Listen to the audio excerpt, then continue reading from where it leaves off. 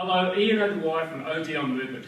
Today, in this 3-minute video, what I really want to touch on is how do we interact, connect, and allow play now to come into a traditional type of scenario, traditional type of client. Simone, one of our coaches here at OD on Movement, is going to be my traditional type of client. And what I'm going to get Simone to do now is I'm going to get her to get into a sports position. And sports position is going to be basically in a situation where we would traditionally have most of the weight in the forefoot. But for Simone, I want the weight to be evenly placed in the feet. And as you can see, it looks like a squat position. It's a really powerful situation to be in. So Cindy, I just want you to focus on being nice and tall, let the weight be in the glutes, which is fantastic. And all I want you to do is I'm going to put my hands in certain directions and I want you to start to reach towards those hands. The way that I would frame this is if someone's a traditional type person, they enjoy doing sort of chest press, bicep curls, shoulder presses. This is a great way to turn the trunk on, the hips on, to allow you to move better, feel better, but more importantly to be able to push more weight and to get the results that you're after. So Cindy, let's do this. All I want you to do is I want you to start to reach with your opposite hand to wherever I start to put my hand. And I'm just going to start to vary a little bit as I do this. As you can see, it's a very simple exercise, but every time that Cindy reaches and touches my hand, I'm shifting the distance away from the body, which now starts to turn on the glutes more, get the trunk to move more, and you can see the body as a unit now is starting to move better.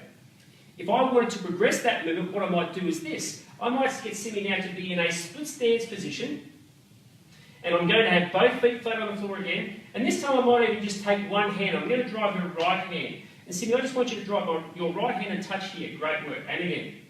Good. And again. And I can vary it if I wanted to in the height. I can vary it in the distance away from the body. I can bring it right in close if I wanted to, which would then restrict any stresses on the shoulders or the hips or the ankles. Or I can get it right at end range of motion. Once again, you can see how much more difficult that is. I might then get Cindy to say, leave your feet where you are, and now I'm going to get your left hand to reach across here. And what this starts to do now is it starts to place a different focus on what's happening at the hips. So it's a really cool way to turn on the glutes, and Cindy's going to start to feel how her abdominals are really starting to work. She's also going to start to feel how that T-spine is really getting some great information, and she's also going to be feeling how the ankle's moving as well. I'm going to progress this to one step further to make it a little more challenging. So Cindy, I just want you to go into a single leg balance. And I'm going to have the rear foot down just for the ability to be able to stabilise. And this time we might just now start to use both hands simultaneously. So I'm just going to get you to reach both hands into this hand here. Perfect. And let's do it, actually let's do it, we'll do it simultaneously, so you're reaching left, right, left, right. So once again, I'm going to start to vary where I want the hand, and it's going to start to dictate what happens now in the hips and in the T-spine. Very traditional movements, it's still just a simple reaching across the body, which looks like a shoulder or a chest type of exercise. It's very much trunk and butt exercise relevant, and it's also very good for the legs. It's going to give the legs the relevant movement that we need. So great for traditional exercises for traditional clients.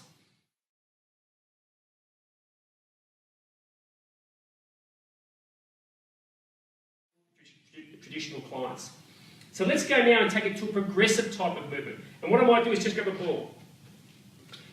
So in this situation, for a person who wants to now be a little bit more, have freedom of exercise, they want to be challenged with what they do, they want variety, and they really want to start to get adventurous with what happens with their exercise, their movements. So I'm going to use a ball now to drive this progressive client in a situation where I can start to get her moving and feeling good. So I'm going to go into that sports position again, but this time I'm going to leave the weight in the forefoot. I'm going to lift the weight off the heels. And all I'm going to do now is I'm going to manipulate the throw, so it starts to challenge Cindy. It starts to challenge where she gets to, the various heights, distances, directions. Great catch, Cindy. Good work. So no matter what I do, what you can see now is it starts to create tissue response. So now I've got my major complexes, my ankle, my hip, and my T-spine all starting to turn on. Once again, a progression from that would be to go into a split stance.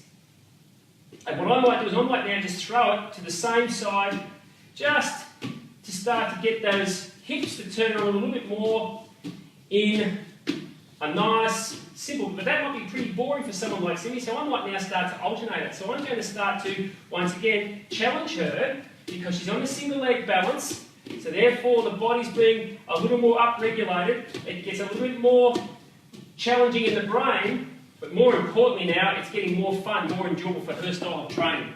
Now we're going to single leg balance, and we're going to do the same thing. And all I'm going to do is I really want you to focus on keeping that weight really off that back foot. And I'm going to start to really challenge Simi now with what I do. And you can see, if I get down low, I'm going to really load the hips up nice. I'm going to get up high. I'm going to start to load the T-spine more. So manipulating my height, my distance and my direction challenges what the progressive client wants. Remember, keep it simple. If it looks like they're having a good time, they generally are. If you're not sure, ask them, how can I improve that exercise for you? Well, the first question would be, on a scale of 0 to 10, what was that out of 10 for you? If it was 7 out of 10, what would it take to make it an 8? They'll give you the answer. I hope you've enjoyed this, and we look forward to seeing you again soon.